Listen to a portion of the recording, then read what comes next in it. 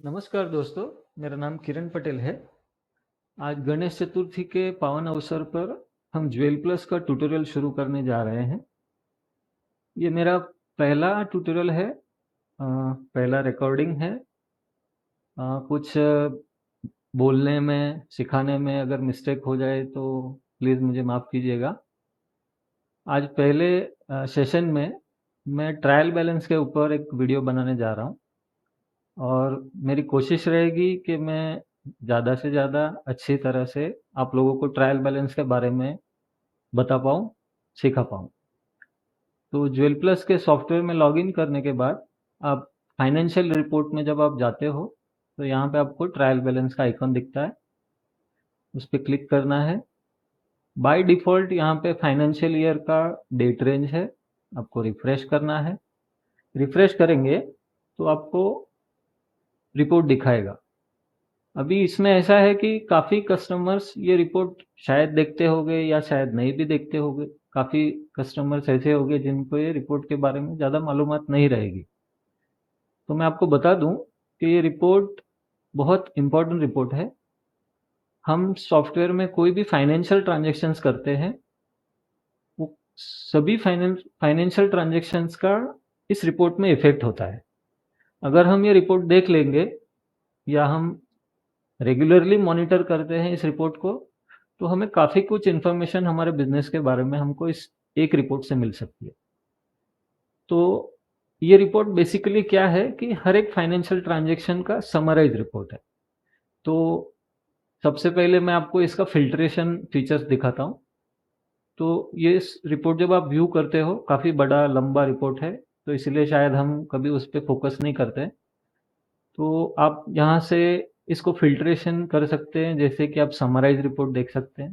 तो समरी में सिर्फ ये ग्रुप का बैलेंस दिखाता है कि मान लीजिए करंट एसेट्स है, करंट लायबिलिटी है, रेवेन्यू है, एसेट के अंदर डेटर्स है, बैंक अकाउंट्स है, क्रेडिटर्स है, आर्टिजन है, परचेज सेल एक्सपेंडिचर है। ये सब ग्रुप रिपोर्ट आपको दिखा रहा है। अभी मुझे चाहिए कि मुझे डिटेल देखना है, तो मैं ये समरी का टिक मार्क निकाल देता हूँ, तो ये मुझे डिटेल रिपोर्ट दिखाएगा। लेकिन मेरे लिए ये भी कभी-कभी ऐसा होता है कि ये भी ज़्यादा है, तो मुझे सिर्फ डेटर्स देखना है। अभी काफ़ी कस्टमर्स जो नए रहेंगे उनको ये भी शायद नहीं मालूम होगा कि डेटर्स क्या है, क्रेडिटर्स क्या है।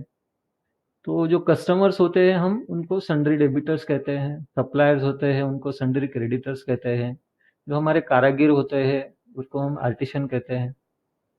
ठीक है, एक्सपेंडिचर डायरेक्ट है, एक्सपेंडिचर इनडायरेक्ट है।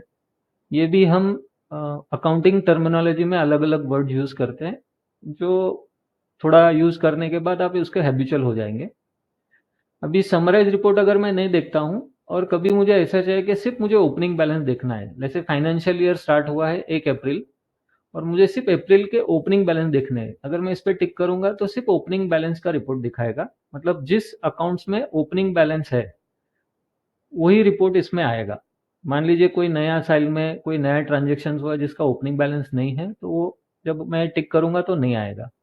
वैसा ही मुझे ओपनिंग और क्लोजिंग ही चाहिए, जिसका कस्टमर का ट्रांजेक्शन हो गया, उसने पेमेंट दे दिया है, क्लोजिंग कुछ नहीं है। अगर मैं ये टिक करता हूँ तो मुझे सिर्फ ओपनिंग एंड क्लोजिंग आएगा। वैसे ही अगर मैं टिक करता हूँ सिर्फ क्लोजिंग पे, तो जिसका क्लोजिंग बैलेंस है वही दिखाएगा। वैसे ही अगर मुझे पर्टिकुलर ग्रुप फिल्टर करना है, जैसे सन्ड्री डेटर्स से मुझे फिल्टर करना है, तो यहाँ पे मैं सन्ड्री डेटर्स डालता हूँ या सन्ड्री क्रेडिटर्स डालता हूँ, तो मुझे सिर्फ उसी ग्रुप का मुझे रिपोर्ट मिलेगा।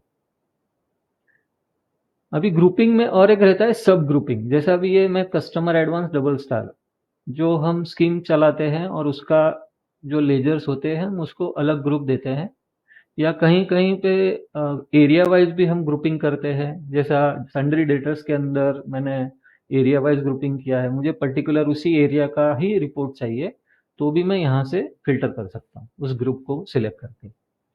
वैसा ही यहाँ पे लेवल्स भी बनाए हुए हैं। जैसा अकाउंटिंग में फर्स्ट लेवल जो है वो मेन 4 ग्रुप है, जैसा current asset, liability, loans and advances and revenue.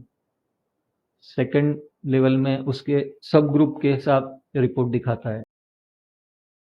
के साथ दिखाता है। मान लीजिए हमको सन्ड्री डेटर्स का समरी देखना है, जितने भी हमारे कस्टमर्स है उनका क्लोजिंग बैलेंस का समरी देखना है, तो उसके लिए आपको सन्ड्री डेटर्स पे डबल क्लिक करना है। जब सन्ड्री डेटर्स पे डबल क्लिक करेंगे तो ग्रुप बैलेंस ओपन हो जाएगा, एक नया रिपोर्ट ओपन होगा जिसमें क्या होगा, कस्टमर्स के नाम, उनका सिटी, उनका मोबाइल नंबर और उनका क्लोजिंग बैलेंस। अगर उनका पैसा आना बाकी है तो डेबिट में दिखाएगा, अगर उनका पैसा हमारे पास जमा है तो क्रेडिट में दिखाएगा। तो इस तरह से पूरा रिपोर्ट आएगा जिसमें उनके टोटल्स भी आएंगे। इसमें आप सब ग्रुप पे टिक करेंगे तो सन्ड्री डेटर्स के अंडर मान लीजिए आपने सब ग्रुपिंग किया होगा एरिया वाइज, तो आप इस पे क्लिक करेंगे तो उसके अंडर के ग्रुप भी इसमें आ जाएंगे। सन्ड्री डेटर्स मेन ग्रुप के अंडर जितने ग्रुप्स है उनका आपको एक साथ रिपोर्ट मिल जाएगा। अभी मान लीजिए मुझे समरी रिपोर्ट नहीं देखना है, मुझे डिटेल रिपोर्ट देखना है और यहाँ से मुझे उस कस्टमर का जिसका मैंने लेजर देखना है। आप इसी के ऊपर डबल क्लिक कर दीजिए, ये डबल क्लिक करने से इसका जनरल लेजर ओपन हो जाएगा। अभी यहाँ पे क्या है, इसका क्लोजिंग बैलेंस और हमने ट्रायल बैलेंस देखा था उसका क्लोजिंग बैलेंस, ये टैली होना चाहिए। अगर टैली है तो हमारा अकाउंटिंग सही जा रहा है, अगर डिफरेंस है तो कुछ तो कोई प्रॉब्लम है। ठीक है, आप यहाँ से किसी भी पार्टी का लेजर देख सकते हैं, पार्टी हो या कोई, जैसा भी ये बैंक अकाउंट है, आप बैंक अकाउंट का भी लेजर यहाँ से देख सकते हैं। आप जैसे डबल क्लिक किया तो पर्टिकुलर एचडीएफसी बैंक का हमको लेजर मिलेगा, उसके पूरे ट्रांजेक्शन दिखेंगे। इसका बैंक अकाउंट का जो रिपोर्ट है वो तो अलग से मिलेगा ही मिलेगा, उसका लेजर भी मिलेगा। वैसे ही क्रेडिटर्स है, आपको क्रेडिटर्स का देखना है लेजर, आप डबल क्लिक कीजिए, वो क्रेडिटर का लेजर भी दिखाएगा।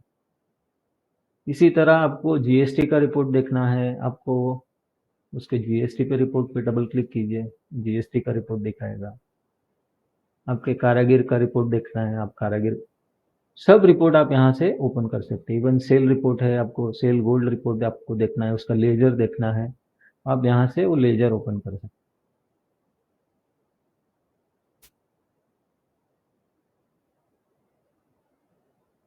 और एक चीज इस रिपोर्ट में है, जैसे एक्सपेंडिचर है वो भी आप यहाँ से देख सकते हैं, इनकम अकाउंट है वो भी देख सकते हैं। और एक चीज मैं दिखाना चाहता हूँ यहाँ पे फुटर को, आप फुटर में आपको दिख रहा है difference in amount, red colour में आपको दिख रहा रहेगा। अगर ऐसा आपको दिखता है, इसका और एक चीज है, आपको यहाँ पे 6 टोटल दिखाई दे रही है। जैसे ओपनिंग है, ओपनिंग का डेबिट क्रेडिट, ट्रांजेक्शन का डेबिट क्रेडिट और क्लोजिंग का डेबिट क्रेडिट, ऐसे टोटल 6 टोटल्स आपको रिपोर्ट के फुटर में दिखेंगे। अभी ये क्या है एक्चुअली, तो ओपनिंग का डेबिट और क्रेडिट, अगर इसके अंदर डिफरेंस है, दोनों आइडियली दोनों का टोटल सेम होना चाहिए, मतलब पहले 2 टोटल, फिर बाद में के 2 टोटल और लास्ट के 2 टोटल, ये सेम होने चाहिए। अगर उसमें डिफरेंस है तो वो रेड कलर में उसके ऊपर दिखाएगा। रेड कलर आने का रीजन क्या है, डिफरेंस आने का रीजन क्या है? अभी मान लीजिए ज्वेल प्लस में आपका पहला साल है, तो आपने ओपनिंग बैलेंस डाले रहेंगे। ठीक है, 1 अप्रैल का हम ओपनिंग बैलेंस डाला रहेगा, या तो अगर आपने बिजनेस शुरू किया है तो जिस दिन भी आपने शुरू किया है उस दिन का ओपनिंग बैलेंस डाला रहेगा। जब ओपनिंग बैलेंस हम डालते हैं तो डेबिट साइड और क्रेडिट साइड दोनों इक्वल हो जाते हैं बैलेंस शीट में। अगर मान लीजिए किसी कस्टमर का हमने ओपनिंग डाला है, किसी सप्लायर का ओपनिंग डाला है, कैपिटल अकाउंट का ओपनिंग डाला है, बैंक अकाउंट का ओपनिंग डाला है, अगर सब प्रॉपरली सब सही डाले रहेंगे तो ये बैलेंस में डिफरेंस नहीं आता है। ये रेड में आने का मतलब ओपनिंग में है कि बैलेंस गलत डाला हुआ है, बैलेंस पूरे डाले नहीं है। तो आपको भी शायद अगर आपके सॉफ्टवेयर में रिपोर्ट में अगर डिफरेंस आता है तो आप चेक कीजिए कि आपके ओपनिंग बैलेंस सही नहीं डाले हुए। ये हो गया नए कस्टमर्स। जो ऑलरेडी पुराने कस्टमर है, जिनका दूसरा साल है, तीसरा साल है और फिर भी ओपनिंग में डिफरेंस आ रहा है, उसका मतलब क्या है? उसका मतलब ये है कि लास्ट ईयर में हमने बैलेंस शीट प्रॉपर क्लोज नहीं किया है। लास्ट ईयर में बैलेंस शीट क्लोज नहीं किया है मतलब क्या है कि हमने क्लोजिंग स्टॉक नहीं डाला है, जो प्रॉफिट या लॉस हुआ है वो कैपिटल अकाउंट को ट्रांसफर नहीं किया है। मतलब कि लास्ट ईयर का जो बैलेंस शीट है वो बैलेंस शीट में भी डिफरेंस है। अगर बैलेंस शीट में डिफरेंस है तो अगले साल का ओपनिंग बैलेंस में भी डिफरेंस आएगा। ठीक है, तो वो आपको चेक करना है। अगर वो सही है तो आपका क्लोजिंग बैलेंस में डिफरेंस नहीं आएगा। अभी मान लीजिए ट्रांजैक्शन के टोटल में डिफरेंस आता है। अभी यहाँ पे ट्रांजैक्शन दोनों इक्वल है इसलिए डिफरेंस नहीं है।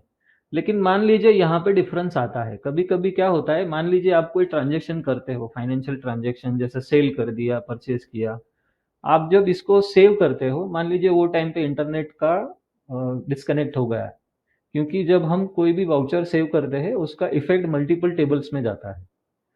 वो प्रॉपरली पूरा चेन क्लोज नहीं हुआ, मान लीजिए वो पूरे टेबल्स अपडेट नहीं हुए, उस केस में क्या होगा, यहाँ पे डिफरेंस आएगा, प्रॉपर उसका पोस्टिंग नहीं हुआ। तो उस केस में आपको क्या करना है, अगर ट्रांजेक्शन के टोटल में अगर आपको डिफरेंस आता है तो आपको यहाँ पे टूल्स में जाना है, टूल्स में जाके रिकैलकुलेट अकाउंट बैलेंस पे जाके क्लिक करना है। अब क्या होगा, यहाँ पे अगर मान लीजिए कुछ इश्यूज रहेगा, कुछ प्रॉब्लम रहेगा, कुछ प्रॉपर अपडेट नहीं हुआ रहेगा, तो वहां पे सॉफ्टवेयर आपको एक एरर देगा कि भाई आपके फलाने अभी यहाँ पे कुछ एरर नहीं है इसलिए उसने कुछ एरर नहीं दिया। लेकिन मान लीजिए आपके केस में अगर ऐसा होता है तो वहां पे वो वाउचर्स के नंबर दिखाएगा, वाउचर्स का डेट दिखाएगा, कुछ तो भी एरर दिखाएगा। वो एरर अगर आप सॉल्व करेंगे और फिर रिकैलकुलेट करेंगे तो डिफरेंस निकल जाएगा। अगर आपका ओपनिंग में डिफरेंस नहीं है, आपका ट्रांजेक्शन में डिफरेंस नहीं है, तो आपका क्लोजिंग में डिफरेंस नहीं आएगा, और तब आपका ट्रायल बैलेंस सही काम कर रहा है, आपका आपका एंट्री सही आपने किया है। ठीक है, तो ये ट्रायल बैलेंस के मैंने मेन हाइलाइट्स दिखाए हैं। इसमें आप मैं सजेस्ट करूंगा कि हर ओनर ने, जिस किसी भी यूजर ये सॉफ्टवेयर यूज करता है, ओनर अकाउंटेंट ने ये रिपोर्ट को पीरियडिकली कंसिस्टेंटली देखना चाहिए, समझना चाहिए। अगर आपको कोई दिक्कत है हमारी टीम से बात कीजिए, वो आपको समझाएंगे। आपको सीए को जब भी end of the year report देना होता है तो आप आसानी से इस रिपोर्ट को, इस ट्रायल बैलेंस में से हम ट्रेडिंग अकाउंट बना सकते हैं, प्रॉफिट एंड लॉस अकाउंट बना सकते हैं और बैलेंस शीट भी बना सकते हैं। ठीक है, तो सीए को अगर मान लीजिए ये रिपोर्ट का आपको एक्सपोर्ट देना है, आप यहाँ पे एक्सेल पे क्लिक कीजिए। एक्सेल पे क्लिक करेंगे तो ये रिपोर्ट आपका एक्सेल में एक्सपोर्ट हो जाएगा। जैसा यहाँ पे दिख रहा है सेम टू सेम ये रिपोर्ट आपको एक्सेल में दिखाई देगा। ठीक है, तो आप एक्सेल में से रिपोर्ट का आउटपुट आप सीए को दे सकते हैं। ये देखिए यहाँ पे पूरा ये रिपोर्ट एक्सेल में आपको मिल जाएगा। तो आई थिंक मैंने काफ़ी कुछ यहाँ पे कवर किया हुआ है, और अगर और भी कुछ आपके क्वेरीज है, कुछ सुझाव है, सजेशंस है, ये हमारा पहला वीडियो है, हो सकता है हमने उतना अच्छे से नहीं बता पाए हो, तो हमको आप सुझाव दीजिए। आगे आप कौन सा वीडियो देखना चाहते हैं, कौन से विषय पे चाहते हैं कि हम आपको और डिटेल में बताएं, आप हमको कमेंट में बताइए। हम नेक्स्ट वही वीडियो बना के आपको देंगे। धन्यवाद।